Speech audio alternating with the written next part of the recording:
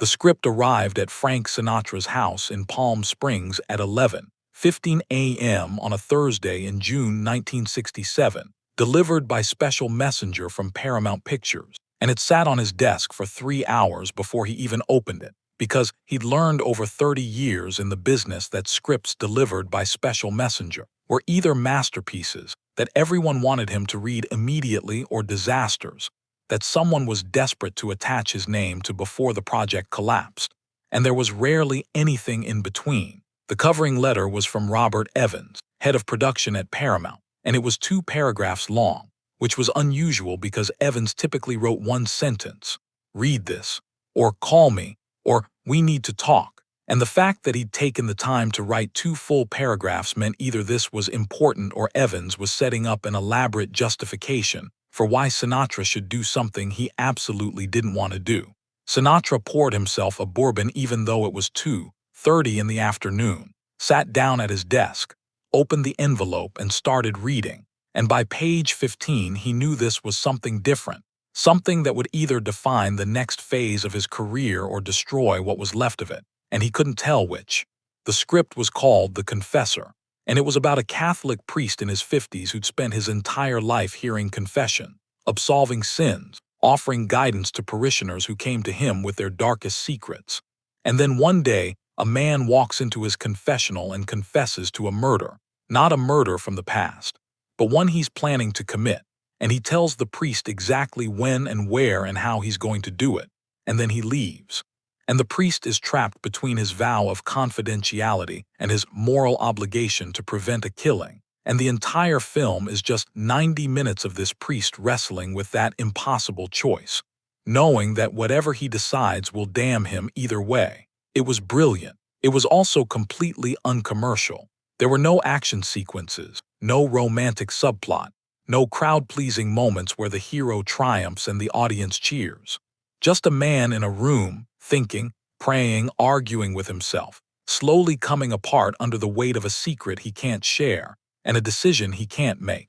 Sinatra finished reading at 4:47 p.m. and sat there for another 20 minutes just staring at the last page, which was the priest alone in an empty church at dawn, having made his choice. And the camera holds on his face for 30 seconds without dialogue, without music, just silence and the knowledge that whatever he's decided, he'll carry it for the rest of his life. He picked up the phone, dialed Evans's direct line. Evans answered on the second ring. "Frank, you read it." "Yeah." "What did you think?" "I think it's the best script I've read in 10 years. I also think it's financial suicide." "That's what everyone keeps telling me." "Then why are you making it?" "Because it's the kind of film that matters. The kind that people remember 50 years later, the kind that wins Oscars and loses money," Sinatra interrupted. "Maybe. But it's also the kind of film you should be making at this point in your career." "Meaning what?" "Meaning you've done the musicals, you've done the war films, you've done the comedies and the dramas and the heist movies. You've proven you can carry a box office.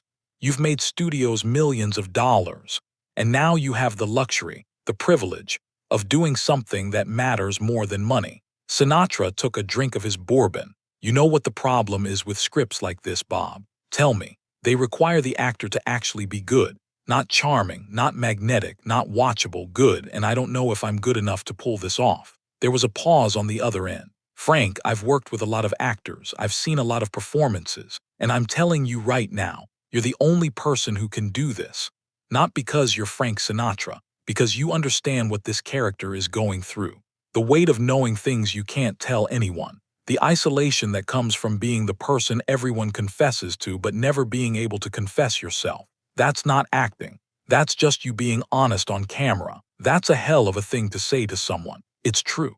Sinatra set down his glass. "Who's directing?" "Sidney Lumet. Sidney's good. He's better than good and he wants you. He said if you don't do it, he's not making the film. So no pressure." Evans laughed. "No pressure at all, just the future of my career, your legacy, and whether Paramount makes something people actually give a damn about instead of another beach party movie. When do you need an answer?" "Yesterday, but I'll give you until Monday." Sinatra hung up, stood, walked to the window, looked out at the desert, at the mountains in the distance, at the palm trees swaying in the afternoon heat. He thought about the script, about the priest, about the weight of secrets and the impossibility of moral clarity. And he thought about his own life, 30 years of being the person people told their problems to, asked favors from, confessed their weaknesses to, and never once being able to say, "I don't know what to do either, I'm just as lost as you are." He called his manager. "Hank, I need you to look at a script." "What script?" "It's called The Confessor. Paramount just sent it." "Is it good?" "It's either the best thing I'll ever do or the thing that ends my career." "Well, that's comforting. Read it. Tell me if I'm crazy for considering it." Hank read it that night. Called Sinatra at 11:30 p.m. "You're not crazy," Hank said, but this is a risk. A big one. You're basically carrying the entire film. No co-stars to share the load. No musical numbers to lean on. Just you and the camera for 90 minutes. If you're good, it's a masterpiece. If you're not, I know. And even if you're brilliant, there's no guarantee audiences will show up. This isn't the kind of movie people go to on a Friday night. It's the kind they see at film festivals and talk about in college classes 20 years later. So you think I shouldn't do it? I think you should do whatever makes you proud, not whatever makes money. You've got enough money. What you don't have is time. You're 51 years old. How many more chances are you going to get to do something that actually matters?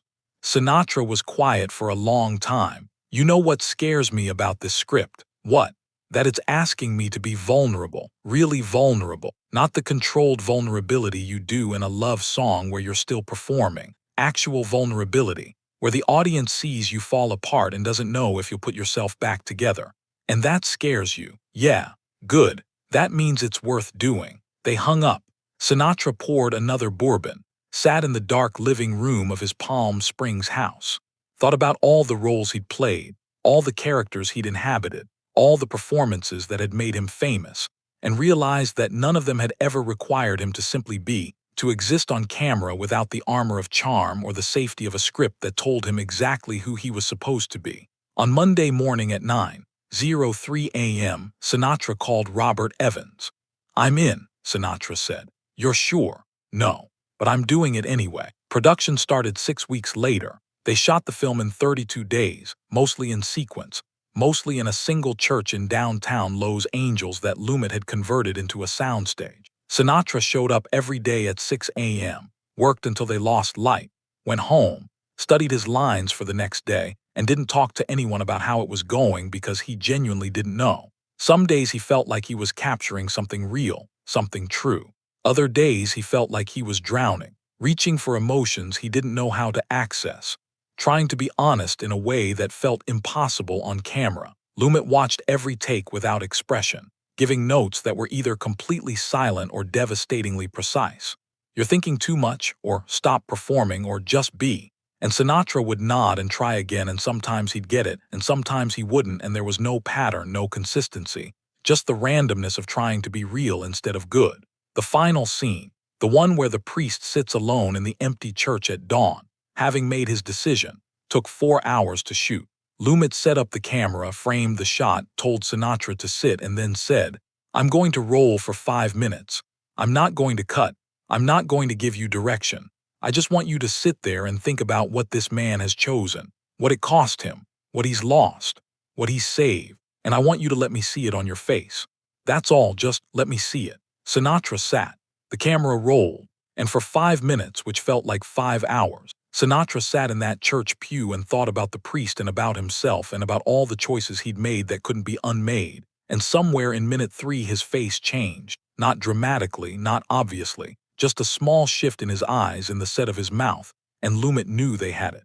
When Lumet finally called cut, Sinatra stood up without saying anything and walked off set, and the crew heard him vomiting in the bathroom 10 minutes later. And nobody asked if he was okay because they all understood that what they'd just witnessed wasn't acting. It was something else, something more expensive. The film was finished in November 1967. Paramount scheduled it for a limited release in February 1968. 5 cities, art house theaters, the kind of rollout reserved for films the studio believed in but didn't expect to make money. Sinatra attended the premiere in New York, sat in the back of the theater, watched himself on screen for 90 minutes. And when it ended and the lights came up and people started applauding, not the polite applause of a premiere audience but the real kind, the kind that goes on too long and makes people uncomfortable, Sinatra walked out before anyone could see him crying. The reviews came out the next day. The New York Times.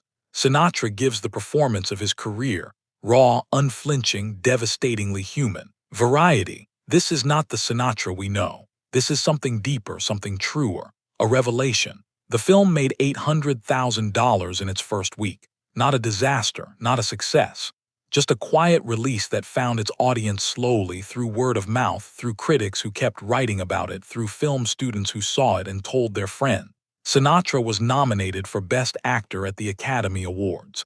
He didn't win, didn't expect to, didn't really care, because 3 days after the nomination was announced, he got a letter. It was from a man in Ohio, a priest, who'd seen the film in a small theater in Cleveland and had written 7 pages about what it meant to him, about how it had captured something he'd felt his entire life but never been able to articulate, the loneliness of being the person people confess to, the weight of carrying secrets that aren't yours, the impossible burden of trying to be holy when you feel profoundly human. The letter ended. Thank you for understanding. Thank you for showing what it's really like.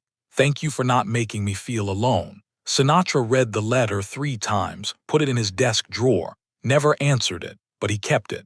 And 30 years later, when someone asked him what his favorite performance was, he didn't say From Here to Eternity or The Manchurian Candidate or any of the films that had made him famous. He said, The Confessor, because it was the only time I stopped performing and just told the truth. What truth? That we're all just trying to do the right thing, and most of the time we don't know what that is. And we carry that uncertainty for the rest of our lives. And it doesn't make us weak. It makes us human. The question is this. When you're Frank Sinatra, and you're offered a script that requires you to be vulnerable in a way you've never been, that asks you to stop being charming and start being honest, that could either redefine your legacy or prove you were only ever good at performing, and you say yes even though it terrifies you, even though it might fail, even though it means spending 32 days on camera without the armor that's protected you for 30 years. Is that courage? Or is that understanding that the only performances worth giving are the ones that cost you something? Because maybe that's the difference between being a star and being an artist. Stars give audiences what they want, but artists give them what they need, even when it hurts, even when it doesn't sell tickets, even when the only reward is a letter from a stranger in Ohio who says thank you for showing me I'm not alone. And maybe that's enough. Maybe that one connection is worth more than all the applause and awards and box office receipts combined. Because at the end of the day, the question isn't whether you were entertaining, it's whether you were true.